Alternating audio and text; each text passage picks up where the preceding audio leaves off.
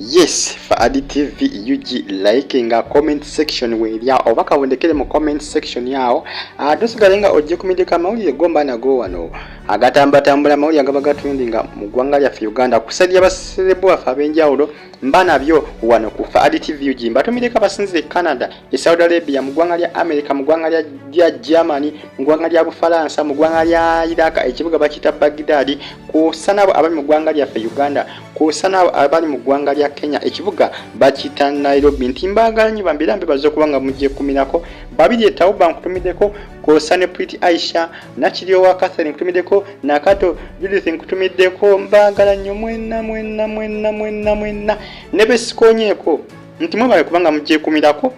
Nduga Asani yakyali mukatu musajja watu bagala kukola ki kumusibya bagala kumusibya abafamily ya Limpa basinzo musake nnyo Lukongolo kwosane Abdumulasi basinzo musake nnyo Lukongolo lususo Lukongolo bamutaddeko lusukidde ddala musajja twagezaako okwewozaako nyebo bagamba tuteekwa okusibya oteekwa ozisesema tuteekwa okuzikusesemya bamutabukide bamuli bampa ku bampa musajja watu bambi musajja watu bamuli bubi Nduga Asani yejuso okuyamba Limpa kansukenko ka audio kano akalala kensobode okufuna ko audio bwa Nduga ngayogera ku nsonga eno nenga sibyangu bambi somuntu yali amanyi nti eddagala eryo lyendese lyerigendo mujjanja senga wana kapaya yabaddeko nabudumuna ategedde nibagamba kundi kati nze bwe nvaako ya nebyenjogera bibula abantu abo bakujjako wayinza n'okkuba omuntu oluyi lwansonga bwe mba nagula eddagala babeere bantu bakulu Alimpa bukyalira mu ddwaliro miliyoni 2 mama fina ziyamuwa zezimala abasawo nekyali ze zikyakola ebimu ebisinga omuluma nti ebisinga okuluma nti buli ajja ayamba Alimpa no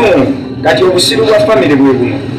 nze bwe nagamba nti buli muntu ajja akuba essimu agamba njagala Alimpa nembagamba mama muyamba Alimpa muyambe n'abaana abaliyo kuba obuzibu babifuna ku Alimpa ontegedde lwaki buli omu afukasinga kuoli bano si baana kati ndowooza ko balabanga agambye nti temuddamu kuyambani yagambye kati nali njogera kyali kiyamba nti muyambe bonna si kubayamba atya nagamba Sophie ne mugamba bakwateko ssente ezo ne bagaana era bwe baagaana n'entambula ne mbaviira ntegedde kati bwe mba nabaviira baali bazemu okusinkana bukyanga emulabu olirwedde zikuddiza kubanga bwe ziba zezikuluma miliyoni 2 agenda zikuddiza anti bagamba abanaku beekiina munze kasiba nti nga tolina namugulu bw'oba oli mu ddwaliro ng'onoonya buyambi ojja bwe zozizza Nduga kati Alimpa nze sigenda kulemesa bye boogera wabula nze mmanyi nti ku bye nnakola njagala abaasiima bajja kusiima naye bwebanga famire ya Alimpa ekyo kyerina okusasula Nduga kitegeeza bo kakodyo kaali kakumenyeka banoonye ssente mu baana mama wa Alimpa nga bamutabukira nze mama wa Alimpa yali yandabyeko omusaba emitwalo ata yali yandabyeko mama Fina yajja nabuuza mama wa Alimpa yali yandabyeko tigambe mama Fina bwe yajja ku ddwaliro nabo nakuwaaka byebyo bannange ensonga z'abantu bano simanyi wajje zinakkira naye nga tujja kubambi batuusaako kimu ku kimu naye nga ye musajja mukulu Nduga Asani yagezaako okwewoza akalaga talina musango ne bano famire ya Alimpa emuli bampa ku bampa wamaama alumiriza nti musajja mukulu ono yagendayo ng'amusaba emitwalo 5 by force n'agaana okumukuba Nduga nga yayagala okuba maama wa Alimpa ye nga ye bw'agamba tiyagendayo wa mu ddwaliro ng'amukaka okumuwa emitwalo 5 ate ng'olwedde yali amaze okubba mama Fina ze yadakola ki yali abawadde maama wa Alimpa yabyogera si byangu naye nga bye bitambatambulisa zino